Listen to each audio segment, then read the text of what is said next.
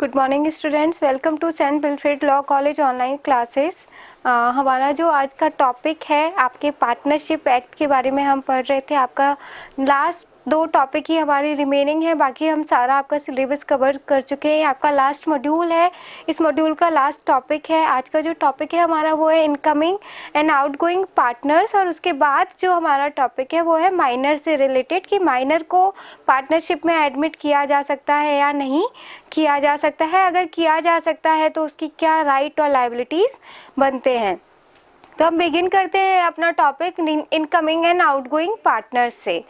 तो जब हम बात करते हैं इनकमिंग पार्टनर्स की, तो इनकमिंग पार्टनर्स वो होते हैं जो आप अपनी पार्टनरशिप फर्म में एडमिट कर रहे हैं।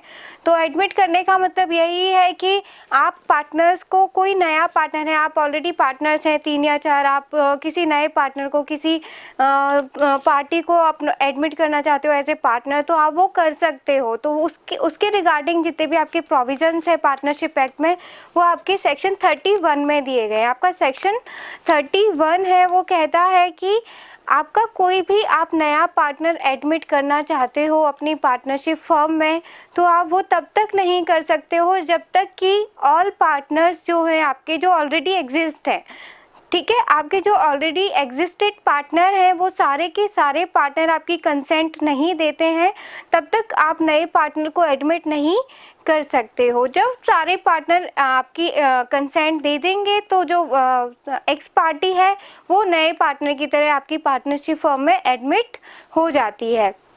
अब बात आती है कि आपने किसी पार्टी को एज ए न्यू पार्टनर अपनी फर्म में एडमिट कर लिया है, तो उसकी लायबिलिटीज़ क्या बनेंगी। क्या उसकी लायबिलिटी पहले से जो काम चल रहा है उसके रिगार्डिंग भी बनेगी, या फिर उसकी लायबिलिटी सिर्फ वहाँ से स्टार्ट होती है जहाँ से वो एडमिट होता है।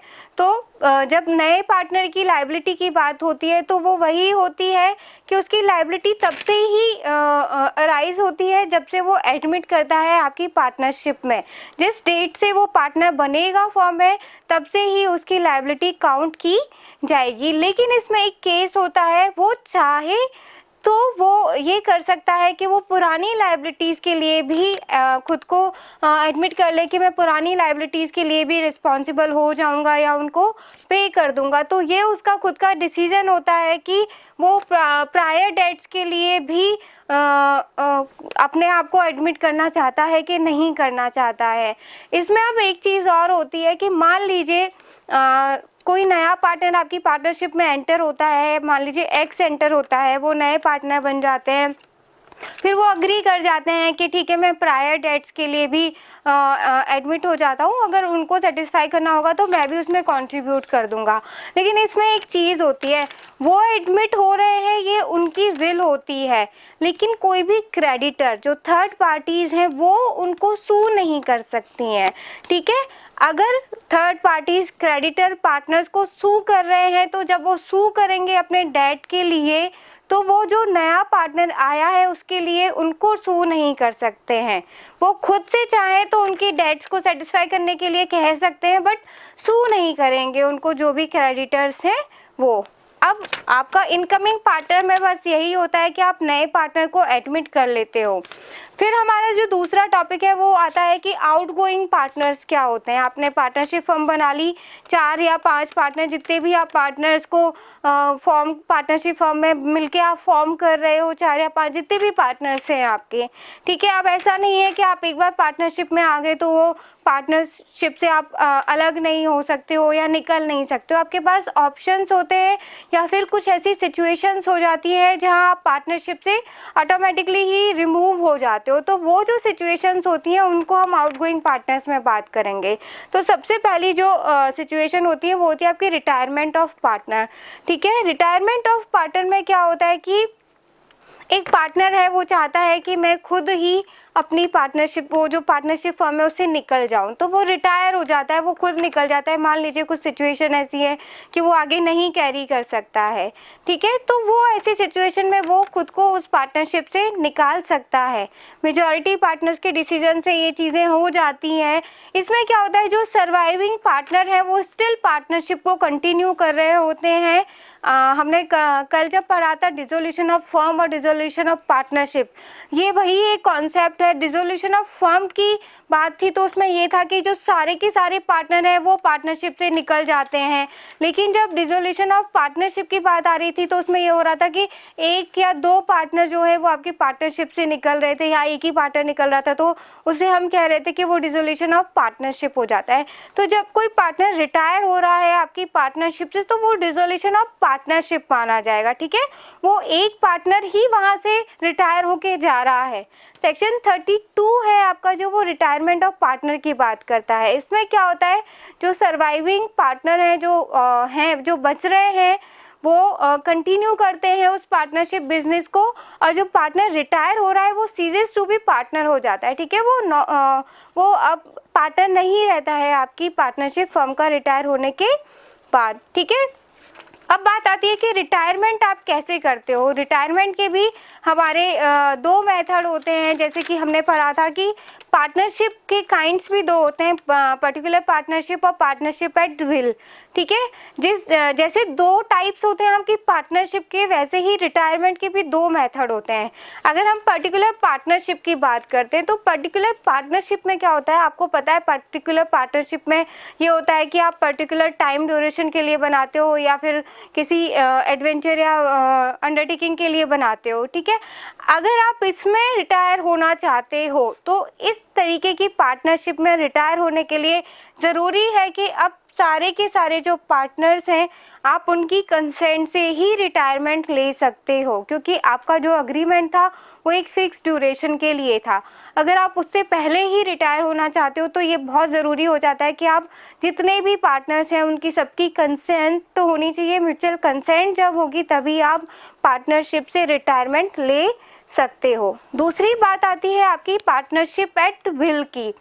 जब हम पार्टनरशिप एट विल की बात करते हैं तो उसमें ये था कि कोई फिक्स ड्यूरेशन नहीं होता है, आप कितने भी टाइम के लिए उसको कंटिन्यू कर सकते हैं। जनरली ऐसे ही पार्टनरशिप फॉर्म होती हैं। तो उसमें ये होता है कि आप अगर रिटायरमेंट लेना चाहते हैं, रिटायर होना चाहते हैं, तो आप जो रिमेनिंग पार्टनर्स हैं उनको नोटिस दे दीजिए। आप नोटिस दे दीजिए कि आप रिटायर होना चाहते हैं। आप जैसे ही नोटिस देंगे राइटिंग में, उनको नोटिस दे के आप अपना रिटायरमेंट ले सकते हैं। तो ये दो आपके तरीके हो जाते हैं पार्टनरशिप से रिटायरमेंट लेने के। ठीक है, अब बात आती है कि लायबिलिटी क्या अराइज होती हैं आपके रिटायरमेंट के बाद पार्टनर्स की। तो जो बेसिकली लायबिलिटी होती हैं वो वही होती हैं कि रिटायरमेंट से पहले के जो काम थे, मतलब जो रिटायरमेंट से पहले पार्टनरशिप में जितने भी काम हो रहे थे उसमें जितने भी लायबिलिटीज़ या डेट्स अराइज हो रहे थे, जो रिटायरिंग पार्टनर है उसकी लायबिलिटी सिर्फ उनके लिए ही अराइज होती है, उन्हीं के लिए होती है। बट इसमें भी सेम वही चीज़ है जैसे हम इनकमिंग पार्टनर में पढ़ रहे थे कि वो अग्री कर सकता है कि वो पहले के डेट्स के लिए भी अग्रीमेंट कर ले कि मैं इनके लिए भी पे कर दूंगा, या फिर खुद की लायबिलिटी अराइज कर ले, उसमें भी ऐसे ही रिटायरमेंट में भी होता है। रिटायरमेंट में ये ऑप्शन होता है रिटायरिंग पार्टनर के पास कि वो कॉन्ट्रैक्ट कर सकता है अपने पार्टनर्स के साथ जो पार्टनरशिप में हैं उनसे, और दूसरा जो क्रेडिटर्स हैं या थर्ड पार्टीज़ हैं उनसे वो कॉन्ट्रैक्ट कर सकता है कि मैं खुद को जो पहले के रिटायरमेंट से पहले के मेरे डेट्स हैं उनसे खुद को फ्री करना चाहता हूँ। अगर ये दोनों पार्टीज़ आपके जो पार्टनर्स हैं वो और जो आपके क्रेडिटर्स हैं वो अगर दोनों कंसेंट दे देते हैं, दोनों की कंसेंट मैंडेटरी होती है, अगर दोनों मिलके कंसेंट दे देते हैं तो आपका जो रिटायरिंग पार्टनर है वो अपनी लायबिलिटी से फ्री हो जाता है। ठीक है, अब बात आती है कि जैसे ही आप रिटायरमेंट ले लेते हो पार्टनरशिप फर्म से तो आप पे कुछ रिस्ट्रिक्शंस इम्पोज हो जाती हैं। वो रिस्ट्रिक्शन सेम वही होती हैं जब आप सेल ऑफ गुडविल की बात कर रहे थे उसमें हो रही थी। ठीक है, वही रिस्ट्रिक्शंस होती हैं कि आप फर्म का नेम यूज़ नहीं करोगे, कॉम्पिटिंग बिजनेस नहीं करोगे, स्पेसिफाइड लिमिट्स के अंडर में नहीं करोगे या टाइम में नहीं करोगे, और आप थर्ड पार्टी से पार्टनरशिप फर्म के नाम पे कोई बिजनेस नहीं करोगे, या उनको ये नहीं आप शो करोगे कि आप अभी भी उस पार्टनरशिप में पार्टनर हैं। ये रिस्ट्रिक्शंस आपके रिटायरिंग पार्टनर पे इम्पोज की जाती है। ठीक है, अब सेटलमेंट और अकाउंट्स की बात होती है। आप रिटायर हो रहे हो, आपका रिटायरमेंट होता है तो अकाउंट सेटल किए जाते हैं आपके साथ। जो रिटायरिंग पार्टनर है उसका अकाउंट होगा आपकी पार्टनरशिप फर्म में, तो उसको सेटल किया जाएगा सारे पार्टनर्स। रियलाइजेशन अकाउंट आपका बनाया जाता है, उसका जितना भी हिस्सा बनता है, उसकी कैपिटल जो है या फिर उसके प्रॉफिट जितने भी शेयर बन रहा है उसको पे कर दिया जाता है और उसको पूरा हटा दिया जाता है वहाँ से। उनकी सारे जो भी बनते हैं असेट्स वसेट्स सब उनको डिस्ट्रीब्यूट कर दी जाती है। लेकिन इसमें क्या है कि मान लीजिए जो आपका सेक्शन 37 है वो ये कहता है कि अगर मान लीजिए कि आप रिटायर हो गए बट आपके रिटायरमेंट के बाद भी आपके जो अकाउंट है वो सेटल नहीं हुए हैं, तो उस केस में क्या होता है कि अगर अकाउंट सेटल नहीं हुए हैं और पार्टनर रिटायर हो गया है तो क्या होता है कि आपकी कैपिटल जितनी भी आपने इन्वेस्ट की हुई है पार्टनरशिप फर्म में, उस कैपिटल को इन्वेस्ट करने से जितना भी प्रॉफिट आपकी पार्टनरशिप फर्म को अभी भी गेन हो रहा है आपके रिटायरमेंट के बाद, उसमें आप अपना शेयर क्लेम कर सकते हो। प्लस जो आपकी कैपिटल है उस पर आप 6% का जो इंटरेस्ट है वो भी क्लेम कर सकते हो अगर आपके रिटायरमेंट होने के बाद भी अकाउंट सेटल नहीं हुए हैं। वो तब से जब आपका रिटायरमेंट हुआ है तब से लेके और जब तक आपके अकाउंट सेटल होते हैं उस डेट तक की ड्यूरेशन का आप प्रॉफिट क्लेम कर सकते हो और आप इंटरेस्ट क्लेम कर सकते हो। तो ये एक हमारा वे होता है आउटगोइंग पार्टनर का कि एक पार्टनर कैसे एक फर्म को लीव कर सकता है। दूसरा आपका जो होता है वो होता है एक्सपल्जन। एक्सपल्जन का मतलब ये होता है कि आपके पार्टनर्स जो हैं उनको आपकी फर्म में जितने भी पार्टनर्स हैं उनको लगता है कि ये पार्टनर सही काम नहीं कर रहा है या फिर गुड फेथ में या फिर लॉ के अगेंस्ट कोई पार्टनर काम कर रहा है तो वो उसको निकाल सकते हैं। ठीक है, मेजॉरिटी ऑफ पार्टनर्स जो हैं वो चाहें तो एक पार्टनर को निकाल सकते हैं, एक्सपल्जन कर सकते हैं। उसका सेक्शन 33 आपका एक्सपल्जन ऑफ पार्टनर बताता है। ठीक है, उसमें ये होता है कि आप रीजनेबल अपॉर्चुनिटी ऑफ हर्ट देते हैं पार्टनर को। उसको ये राइट होता है कि वो अपना पॉइंट रखे कि मैं यहाँ पे सही था और मुझे गलत तरीके से रिमूव किया जा रहा है, या जो भी उसके कंसर्न्स होते हैं वो बताने का वो पूरा राइट रखता है और उसे दिया भी जाना चाहिए। ठीक है, आपका जो थर्ड वे है वो होता है इंसॉल्वेंसी। जैसे ही पार्टनर इंसॉल्वेंट हो जाता है वैसे ही वो ceases to be partner of the partnership firm होता है। ठीक है, वो पार्टनर नहीं रहता है, नो मोर पार्टनर रहता है, मतलब वो और पार्टनर नहीं रह सकता है पार्टनरशिप में जैसे ही वो इंसॉल्वेंट हो जाता है। ठीक है, और जब से ये डिसीजन आता है कि वो इंसॉल्वेंट हो गया है तब से ही उसको पार्टनरशिप से वो आउटगोइंग पार्टनर हो जाता है या फिर उसको हटा दिया जाता है। और इंसॉल्वेंसी के केस में ये होता है कि आपको नोटिस देने की ज़रूरत नहीं होती है। लाइक रिटायरमेंट के केस में क्या होता है कि आपको थर्ड पार्टीज़ को नोटिस देना होता है कि मैंने पार्टनरशिप फर्म से रिटायरमेंट ले लिया है। वो नोटिस जो रिटायरिंग पार्टनर है वो भी दे सकता है या फिर जो रिमेनिंग पार्टनर्स हैं वो भी दे सकते हैं। ठीक है, इंसॉल्वेंसी के केस में ये होता है कि आपको ज़रूरत नहीं होती है थर्ड पार्टीज़ को नोटिस देने की। थर्ड पार्टीज़ आपको इंसॉल्वेंट होने के बाद किसी भी डेट के लिए सू नहीं कर सकती हैं और आपसे डेट क्लेम नहीं कर सकती हैं, चाहे आपने नोटिस दिया है या चाहे नहीं दिया है। और जो लास्ट वे होता है वो होता है डेथ। जैसे ही एक पार्टनर की डेथ हो जाती है वैसे ही वो पार्टनरशिप फर्म से बाहर हो जाता है। तो ये आपका हमारा ये जो टॉपिक है इनकमिंग एंड आउटगोइंग पार्टनर का वो यहाँ पे कंप्लीट हो जाता है। अब आपका जो पार्टनरशिप का एक बहुत इम्पॉर्टेंट टॉपिक है जो मोस्टली हम क्वेश्चंस देखते हैं जब प्रीवियस ईयर्स के, तो उसमें पूछा जाता है कि क्या माइनर को एक पार्टनर की तरह पार्टनरशिप फर्म में एडमिट किया जा सकता है। तो जब हम इसके बारे में पढ़ते हैं सेक्शन 30 ऑफ पार्टनरशिप एक्ट जो है वो आपके माइनर से रिलेटेड है, माइनर को बताता है।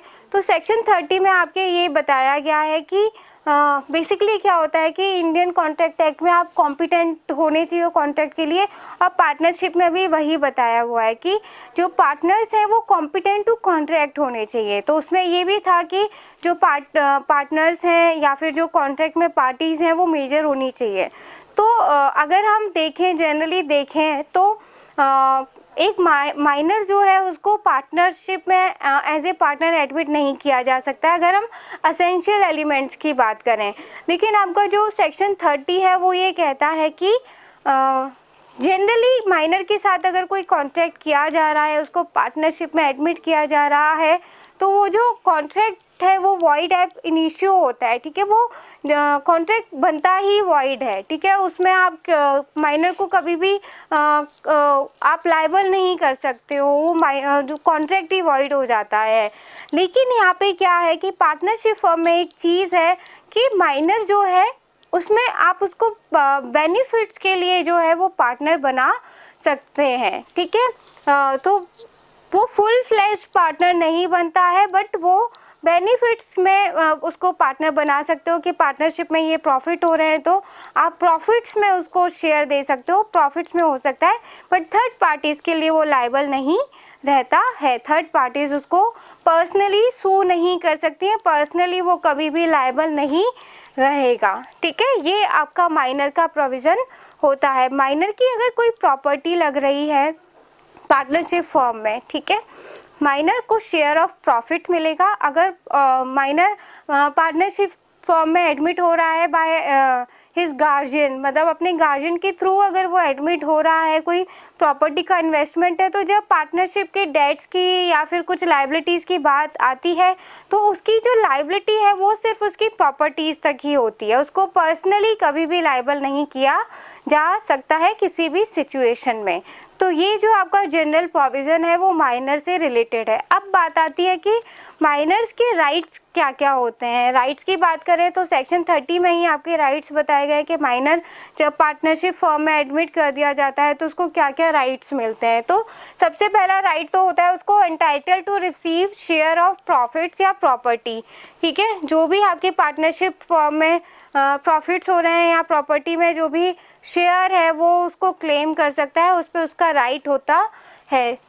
दूसरा जो उसका राइट होता है वो होता है कि वो कभी भी पर्सनली लायबल नहीं होता है थर्ड पार्टीज़ के लिए, ठीक है। उसकी प्रॉपर्टी अगर कोई पार्टनरशिप फर्म में है तो उसकी लायबिलिटी सिर्फ उस प्रॉपर्टी तक होती है, कभी भी वो पर्सनली लायबल नहीं होगा, ठीक है।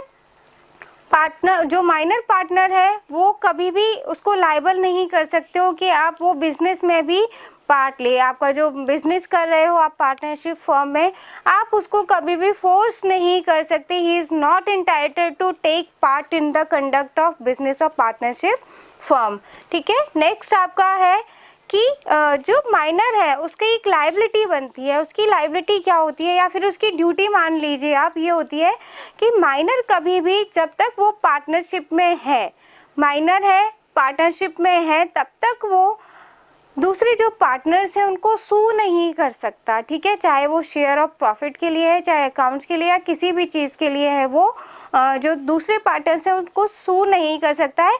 पर जैसे ही वो पार्टनरशिप से अलग हो जाता है तो उस केस में वो जो दूसरे पार्टनर्स हैं उनको सू कर सकता है। अगर आप इसका जो नेक्स्ट राइट है अगर हम उसकी बात करें तो हम कह सकते हैं कि पार्टनर जो माइनर पार्टनर होता है उसका राइट होता है कि वो बुक्स ऑफ अकाउंट्स को देख सकता है, ठीक है। बुक्स ऑफ अकाउंट्स को देख सकता है, लेकिन जो ऐसे डॉक्यूमेंट्स हैं जो ज़्यादा ही कॉन्फिडेंशियल है उनको देखने का राइट नहीं रखता है, सिर्फ बुक्स ऑफ अकाउंट्स को देख सकता है वो, ये उसका राइट होता है। और जब नेक्स्ट बात आती है कि मान लीजिए माइनर है, कंटिन्यू रहता है, मेजर हो जाता है, तो मेजर होने की कंडीशन में उसके पास दो ऑप्शन होते हैं कि या तो वो मेजर होने के 6 मंथ्स में या फिर जब उसकी नॉलेज में आता है कि वो पार्टनरशिप फर्म में एक पार्टनर है, दोनों में से जो भी डेट लेटर होती है जो बाद में होती है, या तो वो पहले मेजर हो जाता है, उसको पहले से पता है कि वो पार्टनर है, या फिर मेजर हो जाता है उसको बाद में पता चलता है कि वो पार्टनर है। तो दोनों में से जो भी डेट बाद में है उसके 6 मंथ्स के विदिन में वो या तो उस पार्टनरशिप में कंटिन्यू कर सकता है या फिर उस पार्टनरशिप से खुद को हटा सकता है। दोनों केस में या अगर वो पार्टनरशिप में कंटिन्यू रहना चाहता है तो वो नॉर्मल पार्टनर की तरह बन जाता है, नॉर्मल पार्टनर की तरह उसकी राइट्स एंड लायबिलिटीज़ अराइज होने लग जाते हैं। जब वो नॉर्मल पार्टनर बन जाता है मेजर होने के बाद तो उसकी पर्सनल लायबिलिटी भी अराइज हो जाती है, बट वो जो लायबिलिटी है पर्सनल लायबिलिटी है वो उन डेट्स के लिए ही होगी जब वो मेजर हो गया है, जब वो एडमिट कर लेता है एज ए मेजर उस पार्टनरशिप में। उसके बाद जो डेट्स है, उससे पहले की जो डेट्स हैं उनके लिए वो as a minor he liable रहेगा। और अगर नहीं करता है तो उसके राइट्स होते हैं कि भाई पुराने डेट्स के लिए ही है या फिर जितना उसका शेयर बनता है वो क्लेम कर सकता है। तो ये जो नॉर्मल सिचुएशंस हैं वो सारी उस पर अप्लाई हो जाती है। यहाँ पे जो आपका पार्टनरशिप एक्ट है वो हमारा आज का टॉपिक पूरा कंप्लीट हो जाता है। आपका पार्टनरशिप एक्ट पूरा कंप्लीट हो जाता है और हमारा जो कॉन्ट्रैक्ट लॉ सेकंड है वो पूरा कंप्लीट हो जाता है। हम इंडेमनिटी और एजेंसी ऑफ प्लेज बेलमेंट के बारे में क्लास लेक्चर्स में पढ़ चुके हैं। ये आपके जो टॉपिक्स हैं partnership sales of goods act हमने आज पूरा कंप्लीट कर लिया है। तो अगर आपको कोई क्वेरी है तो आप पूछ लीजिएगा। बाकी मैं आपको कुछ इम्पॉर्टेंट टॉपिक्स बता देती हूँ जो आपके प्रीवियस ईयर के क्वेश्चंस में पूछे गए हैं। तो बेसिकली जो मेन टॉपिक्स हैं वो मैं बता देती हूँ। बाकी जितने भी आप टॉपिक्स पढ़ते हैं तो जितने भी सारे, जैसे मान लीजिए एजेंसी पढ़ रहे हैं या इंडेमनिटी पढ़ रहे हैं, तो इसमें जो 3-4 चीज़ें होती हैं जो हम नॉर्मली पढ़ते हैं। एक तो सब चीज़ की डेफिनेशन, मीनिंग आपको पता होना चाहिए। जितने भी टॉपिक्स हैं लाइक इंडेमनिटी है या बेलमेंट है, पॉनर है, पॉनी है, बेली है, इन सब की डेफिनेशन आनी चाहिए आपकी। ये 2 मार्क्स के जो क्वेश्चन है उसमें कवर होती है। दूसरा, इन सब के राइट्स पता होने चाहिए आपको। राइट्स एंड ड्यूटीज़ पूछी जाती है। वो इंडेमनिटी होल्डर के राइट्स पूछ लेगा, क्या इंडेमनीफायर के पूछ लेगा, बेली के पूछ लेगा। तो ये सब चीज़ें कॉमन है, ये आपको पढ़नी है। उसके अलावा मैं आपको बता देती हूँ कि कौन कौन से टॉपिक आपके प्रीवियस ईयर में पूछे गए। लाइक मतलब कंटिन्यूइंग गारंटी पूछा गया है, को श्योरिटी के बारे में पूछा गया है, इंडेमनिटी की मीनिंग पूछी गई है, पर्टिकुलर लियन एंड जनरल लियन में डिफरेंस पूछा गया है और शॉर्ट में इनका मीनिंग भी पूछा गया है। ठीक है, प्लेज बाय मर्केंटाइल एजेंट पूछा गया है, बेलमेंट पूछा गया है, पॉनर और पॉनी की डेफिनेशन पूछी गई है आपकी, डेल क्रेडरे एजेंट पूछा गया है, एजेंसी बाय रेटिफिकेशन भी पूछा गया है कि ये हमारा 4 मार्क का क्वेश्चन है जो पूछा गया था। उसके बाद सब एजेंट के बारे में पूछा जाता है। सब एजेंट के बारे में भी काफ़ी क्वेश्चंस आपके आते हैं आपके एग्ज़ाम्स में। इर्रिवोकेबल एजेंसी के बारे में पूछा गया है। आपके कुछ डॉक्ट्रीन है, मतलब डॉक्ट्रीन ऑफ होल्डिंग आउट पूछा गया है, डॉक्ट्रीन ऑफ कैविएट एम्प्टर पूछा गया है, और फिर आपका नेवो दैट क्वेट नॉन हैबिट के बारे में पूछा गया है। ये क्वेश्चन काफ़ी रिपीट हुआ है तो इसको आप अच्छे से कवर कर लीजिएगा क्योंकि इसमें कुछ आपके एक्सेप्शंस भी थे, वो भी पूछे गए हैं। तो ये, और जब पार्टनरशिप की बात करते हैं तो पार्टनरशिप में आपके रजिस्ट्रेशन, रिटायरमेंट और डिसोल्यूशन को बहुत ज़्यादा पूछा जाता है आपके एग्ज़ाम में। तो ये मेन टॉपिक्स हैं जो आप अच्छे से पढ़ लें, आपके एग्ज़ाम में काफ़ी बार पूछे गए हैं। That's all for today. Thank you so much. Have a nice day.